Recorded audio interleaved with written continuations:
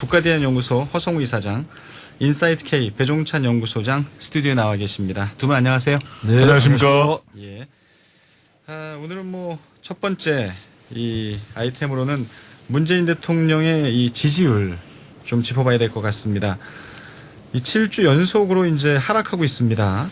4개월 만에 최저 수준으로 나타났다고 하는데 이 부분을 먼저 어떻게 보시는지 배종찬 소장부터 좀 얘기를 좀 해주시죠. 문재인 대통령 K 방역에 대한 호평을 받으면서 지지율 고공행진을 했었거든요. 네. 근데 대통령의 국정수행 평가의 일반적인 기준은 코로나19는 아주 예외적인 올해 나타난 현상이고 이 경제, 북한 공약, 특히 문재인 대통령과 관련된 공약은 바로 검찰 개혁이 될 텐데요. 이 부동산 정책이 대통령 지지율 하락에 가장 큰 영향을 미친 것으로 보입니다. 실제 그렇다고 응답을 하고 있고 예. 또 다른 어떤 이슈보다도 이 부동산은 결국 경제거든요. 이게 두 가지 요인입니다. 하나는 심리적 요인도 있고. 그러니까 20대와 30대의 경우에는 이러다가는 정부가 부동산 정책을 비공식적으로는 20번이 넘었다고 하고 또 김현미 국토교통부 장관은 4번째, 5번째였다라고 이야기하는데 그 횟수가 중요한 것이 아니라 횟수가 중요한 것 같지는 않아요. 더 중요한 것은 실질적으로 부동산 투기를 뿌리 뽑겠다, 건절하겠다라고 하는 것이 작동이 돼야 되는 것이거든요. 그러다 보니까 심리적으로는 집을 못 사게 될지도 모른다라고 한 불안감이 엄습해온 20대, 30대 그리고 실질적으로 이제 50대와 이 60세 이상은 바로 세금이 부담되거든요. 역대 대통령도 마찬가지입니다. 박근혜 정부 때도 담배값 인상하고 나니까 그게 결국 나중에 대통령 지지율이 하락하는데 이 가중되는 네. 덧붙여지는 그런 현상으로 나타나기도 했었거든요. 2015년, 16년.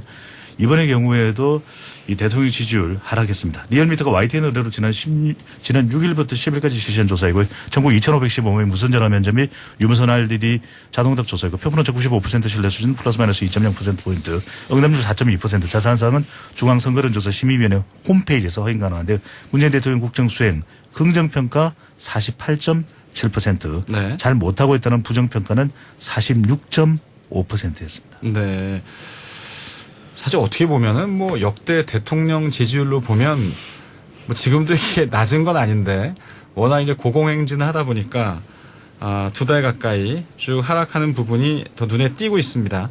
이 부분은 또 허성우 사장님 어떻게 바라보세요? 예, 이제 그 개량화된 부분은 우리 예. 배종찬 본부장님 잘 설명해 주셔서 그거는 저는 좀 생략하고 다만 저는 이제 항상 그 정치권을 바라보면서 이 느낀 게 하나가 뭐냐면은 권력이 가장 그 경계할 것이 뭐냐면은 제 네. 개인적으로 생각하면은 집단 이기주의하고 오만입니다. 이 집단 이기주의는 사실 자기들이 가리키는 손가락만 바라보는 그쪽으로 몰아가려고 하는 이 집단 이기주의. 그 다음에 오만함이라는 뭐냐면 남의 소리를 잘 안 들으랍니다. 예. 이런 오만함이 딱 비치면은 국민들은 동서고금을 막론하고 바로 등을 돌립니다.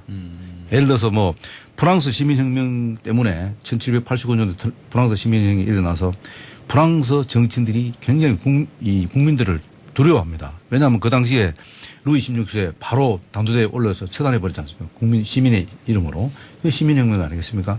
이렇게 했고 우리도 박근혜 대통령이 사실 어떤 촛불혁명이라는 건 시민혁명 아닙니까?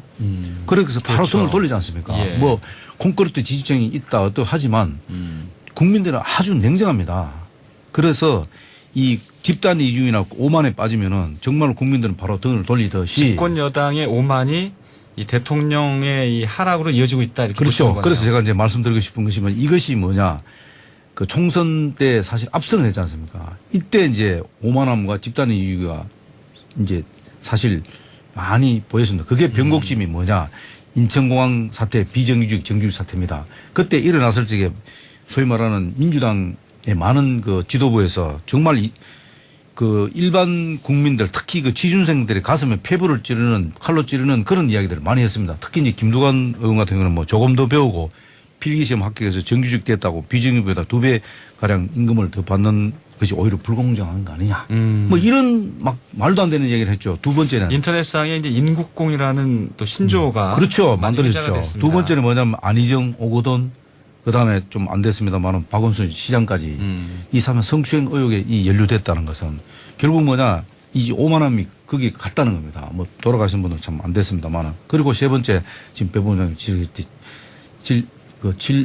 부동산 정책 발표까지 해서 사실 그 41%까지 그 떨어뜨리는 이런 주 요인이 다 삼박자를 다 갖췄습니다. 이 여론조사라는 거는 과학적이지만은 이게 그냥 뭐 단순하게 여론조사 추이라는 거 보지만 이렇게 70%에서 총선 때 전후로 70% 갔죠. 맞죠? 배 부장님. 네. 그것을 41%까지 떨어졌다는 것은 이거 심각한 문제다. 그래서 이런 부분들은 앞으로 어떻게 해야 될 건지 이거는 그냥 단순히 여론 추이로만 생각해서는 안 된다. 청와대에서 이런 국민들이 정말로 뭘 원하는지를 정확하게 예. 파악해서 다시 좀 대책을 마련하고 국민들의 가슴이 좀 아우르는 네. 그런 좀 대책이 필요하지 않겠나 그런 이사장님이 얘기해 주셨는데 어떤가요? 그 이런 대통령의 지지율 이 부분에 대한 좀 세대 간의 좀 편차가 좀 있을까요? 있습니다. 이번 경우에도 대통령의 가장 핵심 지지층은 호남과 또 예. 40대라고 봐야 될 것 같고요. 호남에서는 응답자 10명 중 7명 이상이 문재인 대통령 잘하고 있다는 평가를 했지만 다른 지역은 긍정과 부정, 긍정이 조금 더 높기도 하고 부정이 조금 더 높기도 한 그런 지역들이 있는데 예. 큰 차이는 없습니다. 호남 지역은 견고하게 또 단단하게 문재인 대통령을 지지하는 것으로 나타나고 특히 40대의 경우에도 40대가 주택 보유 비율도 상당히 높은 편인데 그렇다면 40대에서 좀 더 이 부동산 정책에 대해서 민감하게 또 부정적으로 반응할 거라고 볼 수도 있는데 네. 40대는 또 견고하게 대통령의 부동산 정책에 힘을 실어주고 있거든요. 세대별로는 네. 40대가 이 대통령에 대한 지지가 아주 강고하네요. 그렇습니다. 그런 이유 중에 하나는 이제 이 40대의 경우에는 50대의 영향을 받는 것도 있고 또 노무현 대통령을 지지했었던 최초의 연령대가 또 이들이기도 하거든요. 그러다 보니까 문재인 대통령을 계속해서 지지하고 있는데 그럼에도 불구하고 20대와 60세 이상은 문재인 대통령에 대해서 부정평가가 절반 이상 더 높게 나타났습니다. 20, 30대는 역시 그 인구공 논란이 크군요. 네. 허위사장께서 지적을 해 주셨던 대로 문재인 대통령이 역대 이제 다른 대통령과 비교를 하더라도 이 지지층은 아주 견고합니다. 그런데 이제 이번 지지율의 변화에 있어서 주목하게 되는 건 긍정보다는 부정평가가 올라갔다는 것이거든요. 그러니까 K 방역 잘하고 있다라고 하는 평가를 받았을 때만 해도 부정평가는 심지어는 20%대 또 30%대인데 이번에는 40%대 중반까지 올라와 있는 현상. 이것 자체가 이제 문 대통령으로서는 상당히 부담이 될 수 있다. 그렇다면 앞으로 남아있는 과제는 그래서 이제 역대 대통령과 좀 다른 점은 어떤 대통령보다도 지지층을 지속적으로 견인해가는 네. 그런 국정 운영을 하고 있어요. 그런 만큼 반대층도 상당히 많은 편입니다. 그래서 앞으로 남아있는 기간 동안에 이 국민 전체로부터 더 많은 지지를 받으면 좋겠지만 임기 4년 차, 5년 차 올라가면 대통령 지지율은 빠지게 마련이거든요. 그렇다면 중요한 것은 적어도 중도, 더 나아가서 중도 보수 좀 더 많은 국민들과 좀 소통하는 정책적 소통이 더 많이 필요하시다. 왜냐하면 한국판 뉴딜 정책 오늘도 잠시 후에 이야기 나누겠습니다만 네. 이렇게 정책을 발표하면 분명히 이건 좋은 정책입니다. 그런데 임기 초반 지지율이 높을 때 했더라면 상당히 호응도가 높을 텐데 임기 후반 가면 그냥 싫은 겁니다. 문 대통령에 대해서 국정수행을 부정평가한 층은 한국판 뉴딜 볼 것도 없는 거죠. 그냥 반대하는 현상이 나타나기 때문에 이걸 어떻게 좀 소통할 수 있을까? 이건 사실 쉬운 일은 아닙니다. 네. 임기 후반기에 바로 이 노력에 좀 초점을 또 노력을 기울일 필요가 있을 겁니다. 지금 여론의 추이를 보면은 아무튼 긍정적인 평가와 이제 부정적인 평가가 거의 이제 붙어가는 네, 이런 반반이죠. 상황인데 지금 배 소장의 이런 분석에 따르면 이 부정적인 답변이 크게 늘어났다라고 하는 부분에 좀 유의해야 된다 이런 얘기고요. 앞으로의 소통, 네. 이 소통, 정책적인 소통이 중요하다는 얘기인데. 하나만 짧게만 덧붙이면 예. 그렇다고 해서 이제 문 대통령이 과거 대통령과 다른 점은 보통은 대통령의 지지율이 쭉 빠지면 이것을 이 이른바 야당이 가져가는 경우들이 많았습니다. 대부분의 경우가 그랬는데 예. 지금의 경우는 그렇다고 해서 미래통합당이 이 대통령의 부정평가층을 가져가는 것도 아니라는 것. 이것도 과거와는 상당히 다른 상황입니다. 예, 이사장님. 이제 배범님께서 잘 지적해 주셨습니다만은 그 30, 40대, 지금 특히 이제 40대가 이제 과거에 이제 노무현 대통령 지지했던 층들이지 않습니까? 나이가 좀 들었죠. 네, 이제 40대가 됐는데 과연 이들이 이제 보수화가 되느냐 안 되느냐.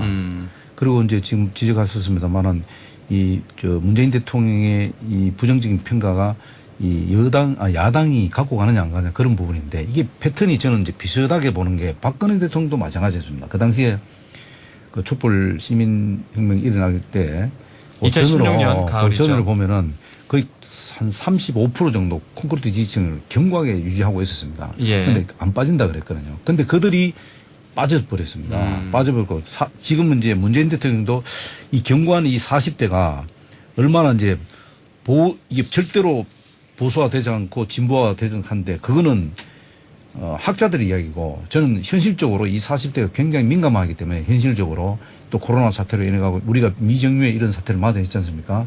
이런 걸 보면서 굉장히 현실적으로 어려운 상황에 처했기 때문에 이들도 역시 아무리 문재인 대통령이 좋다 하더라도 문재인 정책이 내놓는 여러 가지 정책이나 소통이라든가 이런 또 여당의 어떤 오만함 이런 것들이 계속 지속적으로 버티면은 40대도 결국은 빠질 수밖에 없는 상황이다. 그렇기 때문에는 과거에 노무현 대통령께서 이 뭐 아파트값 문제 해갖고 24%까지 막 12.6%까지 떨어졌던 과거 전례가 있거든요. 그때까지 가지 마라 하는 법이 없습니다. 그렇기 때문에 지금 남은 임기 2년 동안에 정말로 우리 배 부원장님 말씀하신 대로 30, 40대가 중요한 게 아니고 모든 층을 아우르는 소통, 정책 이런 것들이 귀담아 기울여서 정말로 세심하게 배려를 할 필요가 있지 않겠나 저는 그래 봅니다. 예, 대통령 지지율에 대한 얘기를 해봤고요. 어제 문재인 대통령이 대국민 보고대회를 통해서 발표를 했습니다. 이른바 한국판 뉴딜. 한국판 뉴딜에 대한 평가 두 분의 얘기를 좀 듣도록 하겠습니다. 한국판 뉴딜은 결국 이제 이 디지털 뉴딜 또 그린 뉴딜 이렇게 이제 좀 이 골자를 얘기할 수 있겠고 네. 목표는 역시 대규모 일자리 창출에 있습니다.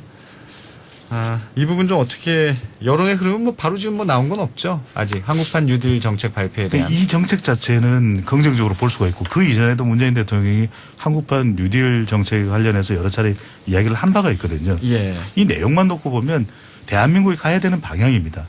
여기서 이제 대한민국이 신성장 동력을 만들어 나가면서 이제는 우리가 따라가는 경제가 아니라 선도하는 경제가 되겠다는 것이거든요.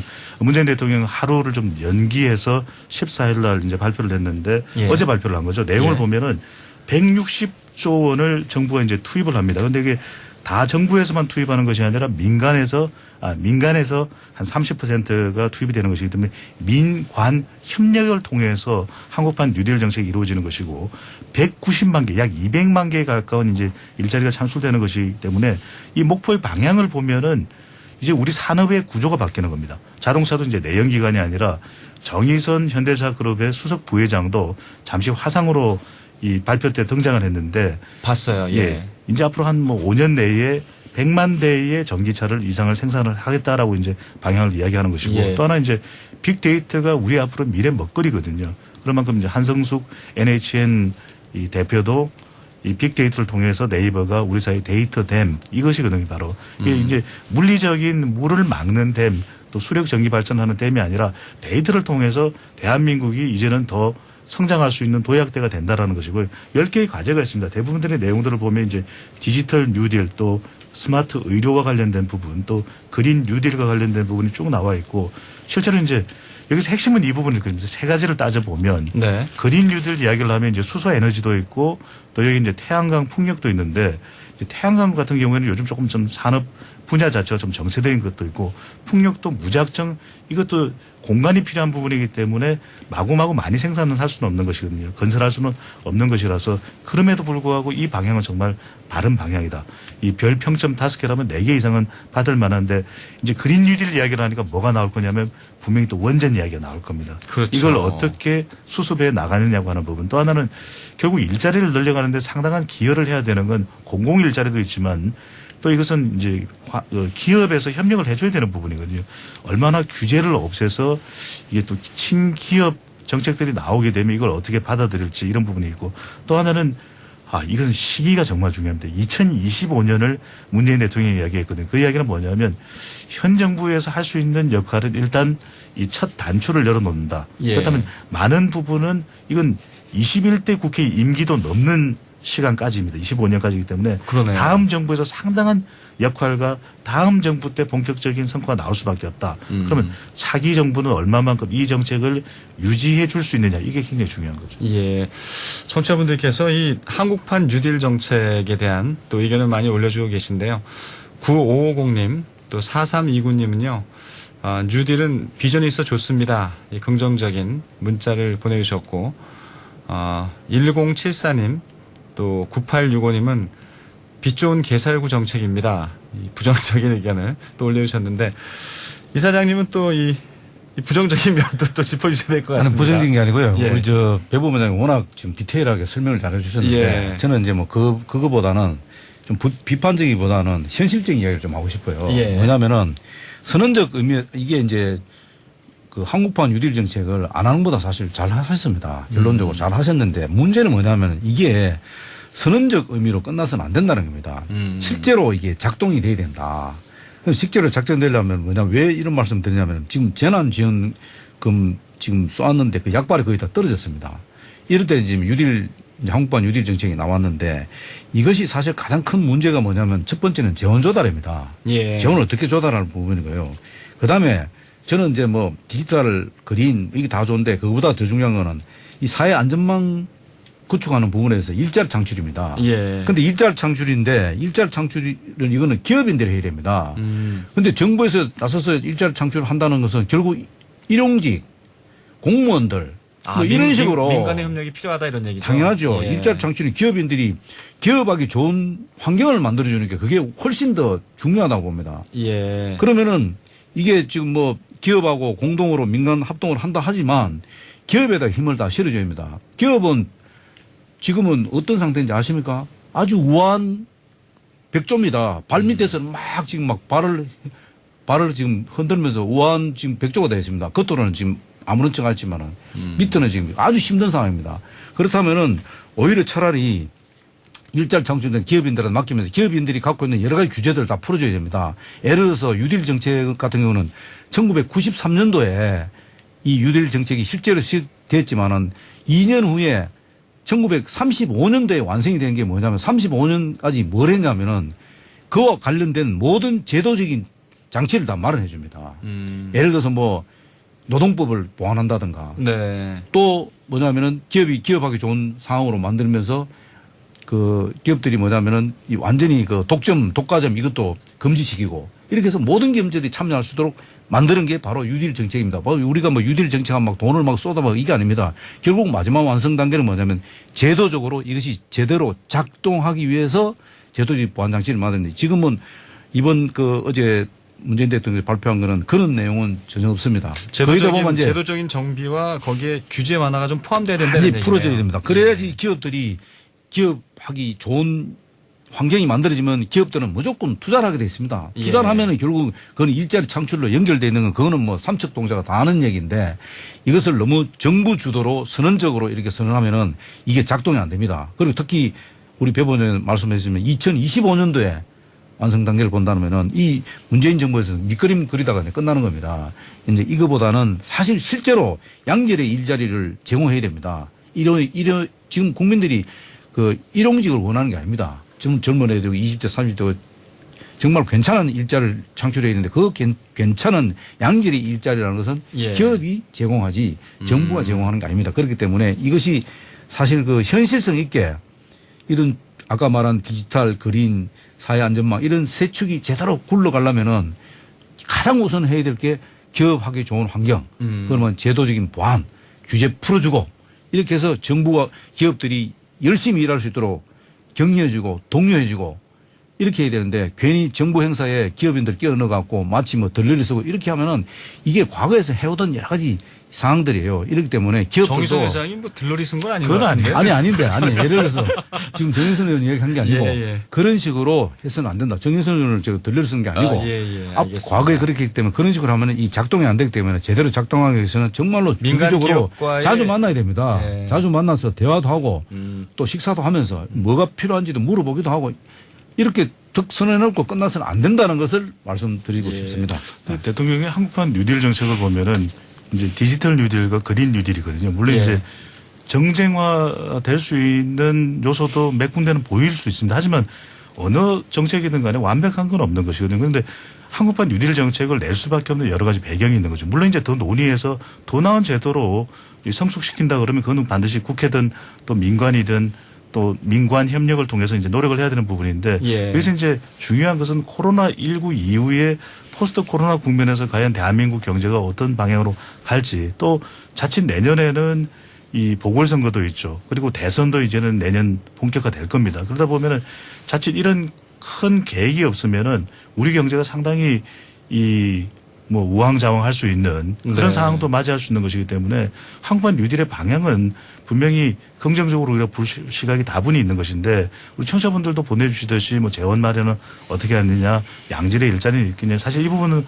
고민을 해야 되는 부분인 거죠. 그냥 뚝딱하고 발표했다고 해서 모든 문제가 해결되는 건 아닐 겁니다. 실제 어제 발표장에서도 그 이야기를 많이 합니다. 홍남기 예. 경제부 총리도 그렇고 여러 가지 논의를 또 국회에서 해야 되고 기업 규제와 또 새로운 재원 예산 통과와 관련된 부분들은 국회에서 법안으로 통과되는 부분도 있거든요. 예. 그런 만큼 이거 사실은 머리를 맞대야 됩니다. 그러니까 정부에서 문재인 대통령이 내놓은 거라고 해서 무조건 긍정하거나 무조건 부정하는 것이 아니라 분명히 방향은 상당히 좋은 면들이 있거든요. 타당한 부분이 있다면 서로 어떤 부분은 좀 더 개선하고 어떤 예산은 어떻게 확보될지 국채로 발행돼야 되는 부분은 뭘지 아니면 세비 제출 조정을 해야 될 부분은 뭔지 이런 것을 사실은 논의해서 끌고 가야 되는 것이죠.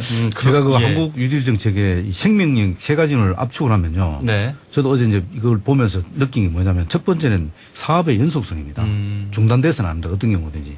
두 번째는 뭐냐면 선택과 집중도 할 필요가 있다. 너무 나열식으로 해서는 안 된다. 마지막이 뭐냐면 아까 말씀드린 민간 참여를 최대한 확대하는 방안. 예. 여기에 세 가지의 포커스가 맞춰져야지 이 생명이 부과될 수 있다. 저는 예. 그렇게 봅니다.